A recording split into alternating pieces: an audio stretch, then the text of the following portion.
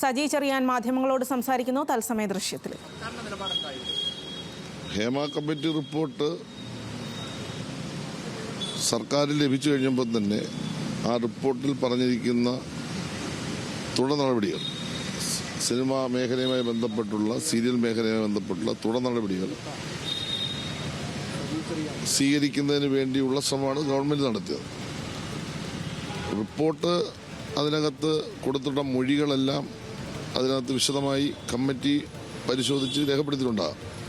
പക്ഷെ അവരെത്തിച്ചേർന്ന നിഗമനങ്ങളാണ് സർക്കാർ പരിഗണിക്കുന്നത്. ആ നിഗമനങ്ങൾ പുറത്തുവിടുന്നതിന് യാതൊരു തടസ്സവും ഞങ്ങളെ സംബന്ധിച്ച്. അതാദ്യം തന്നെ പറഞ്ഞതാണ്, അവർ തന്നിട്ടുള്ള നിഗമനങ്ങൾ, നിർദ്ദേശങ്ങൾ ആർക്കും പരിശോധിക്കാം, ആർക്കും പുറത്തുവിടാം.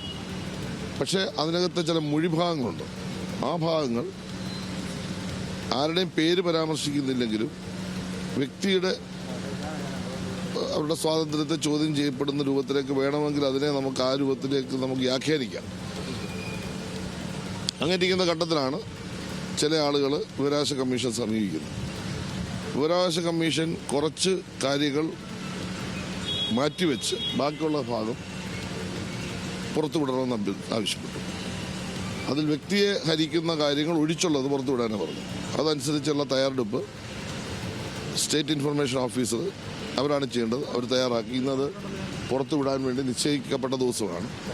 ആ സമയത്താണ് ആരോ ഒരാൾ ഹൈക്കോടതിയെ സമീപിക്കുന്നു. ഹൈക്കോടതി താൽക്കാലികമായി സ്റ്റേ ചെയ്തിരിക്കുന്നു. അപ്പോൾ ആ നിയമപരമായ കാര്യം പരിശോധിക്കേണ്ടത് സ്റ്റേറ്റ് ഇൻഫർമേഷൻ ഓഫീസറാണ്. അവർ പരിശോധിച്ചിട്ട് സർക്കാരിനെ സംബന്ധിച്ചിടത്തോളം ഈ കാര്യത്തിൽ പുറത്തു വിടുന്നതിനോ പുറത്തു വിടാതിരിക്കുന്നതിനോ സംബന്ധിച്ച് ഒരു ഭാഗത്ത് ഞങ്ങളിപ്പോൾ ഇല്ല. കാരണം ഞങ്ങൾക്ക് കിട്ടിയ റിപ്പോർട്ട് സീൽഡ് ചെയ്ത് ഞങ്ങൾ വിവരാവകാശ കമ്മീഷന് ഹാൻഡ് ഓവർ ചെയ്തു. അത് സീൽ ചെയ്ത് സ്റ്റേറ്റ് ഇൻഫർമേഷൻ ഓഫീസർക്ക് അവർ ഹാൻഡ് ഓവർ ചെയ്തു. അതിന്മേൽ അവരാണ് തീരുമാനം എടുക്കേണ്ടത്. കോടതി വിധി വന്നതിൻ്റെ അടിസ്ഥാനത്തിൽ അവർ നിശ്ചയിക്കണം. ഇപ്പോൾ ഈ സിനിമാ മേഖലയിലുള്ള ആളുകൾ തന്നെ ഈ റിപ്പോർട്ട് പുറത്തു വരുന്നതിനോട് ഇത് അതൃപ്തി പ്രകടിപ്പിക്കുന്ന ഒരു ഭാഗം കൂടിയായിട്ട് ഇതിനെ കാണാൻ പറ്റില്ലേ?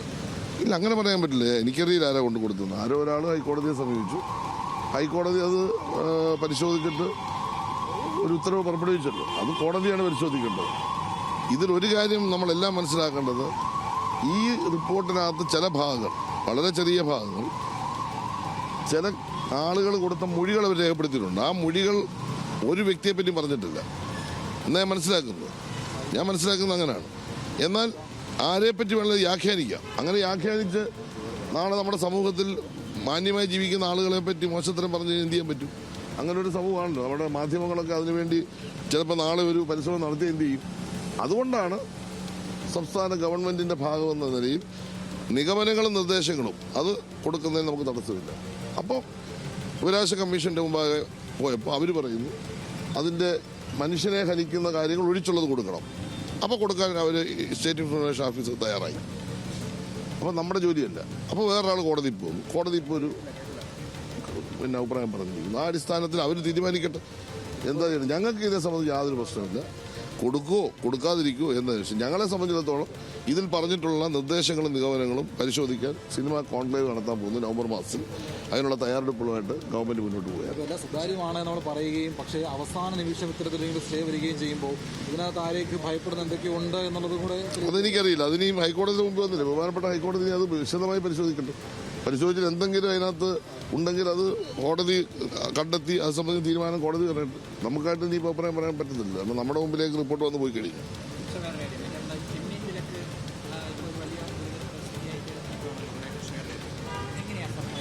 അല്ല, അത് വളരെ സീരിയസ് ആയിട്ട് ഞങ്ങൾ കാണുകയാണ്. ഇന്നിപ്പം ഞാൻ കേരളത്തിലെ ട്രേഡ് യൂണിയനുകൾ അതുപോലെ തന്നെ എക്സ്പോർട്ടേഴ്സ് ബന്ധപ്പെട്ടവരുടെ എല്ലാം യോഗം വിളിച്ചിട്ടുണ്ട്. ഇന്നൊരു ചർച്ച ഇപ്പം നടക്കാൻ പോകുന്നു. ആ ചർച്ചയ്ക്ക് ശേഷം ഇതിലെടുക്കേണ്ട സമീപനം എന്താണ് എന്ന് തീരുമാനിച്ചിട്ട് ഞങ്ങൾ കൂട്ടായി കേന്ദ്ര ഗവൺമെൻറ്റിനെ സമീപിക്കുക. അതുപോലെ തന്നെ അമേരിക്കൻ എംബസിയുമായി ബന്ധപ്പെട്ടും ശക്തമായ ഇടപെടൽ നടത്തി ഇവരെ 2019 മുതൽ വിലക്ക് ഏർപ്പെടുത്തിയിരിക്കുകയാണ്. അപ്പോൾ അതിന് ഈ പറയുന്ന ന്യായം മാത്രമാണോ അതോ ഒരു എക്സ്പോർട്ടിങ്ങുമായി ബന്ധപ്പെട്ട് മറ്റെന്തെങ്കിലും ഇഷ്യൂസ് ഉണ്ട്? ഇതെല്ലാം പരിശോധിക്കണം. എന്തായാലും സംസ്ഥാന ഗവൺമെൻറ് അതിനകത്ത് ശക്തമായി ഒരു നിലപാട്. കാരണം നമുക്കിവിടുന്ന് എക്സ്പോർട്ടിങ് നടത്തിയേ പറ്റൂ.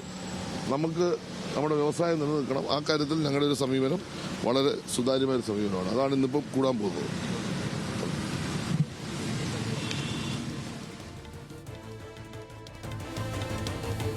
ഇപ്പോൾ ഹേമ കമ്മിറ്റി റിപ്പോർട്ട് പുറത്തുവിടുന്നത് ഹൈക്കോടതി സ്റ്റേ ചെയ്തതിലാണ് മന്ത്രി സജി ചെറിയാൻ അക്കാര്യത്തിലായിരുന്നു സജി ചെറിയാൻ്റെ പ്രതികരണം. പുറത്തുവിടുന്നതോ വിടാതിരിക്കുന്നതോ ഒന്നും എന്തിലും തങ്ങളുടെ ഭാഗമല്ല, ഇതിൽ സർക്കാരിൻ്റെ യാതൊരു ഇടപെടലുമില്ല. എന്നാൽ റിപ്പോർട്ടിലെ ചില ഭാഗങ്ങൾ പുറത്തു വന്നു കഴിഞ്ഞാൽ അത് പല ആളുകളെയും, സമൂഹത്തിൽ നന്നായിട്ട് ജീവിക്കുന്ന പല ആളുകളെയും ബാധിക്കാം എന്നുള്ള കാരണം കൊണ്ടാണ് ഇത് ഇങ്ങനെ വന്നത്, പുറത്തുവിടാതെ ഇരിക്കുന്നത് എന്നാണ് മന്ത്രി പറയുന്നത്.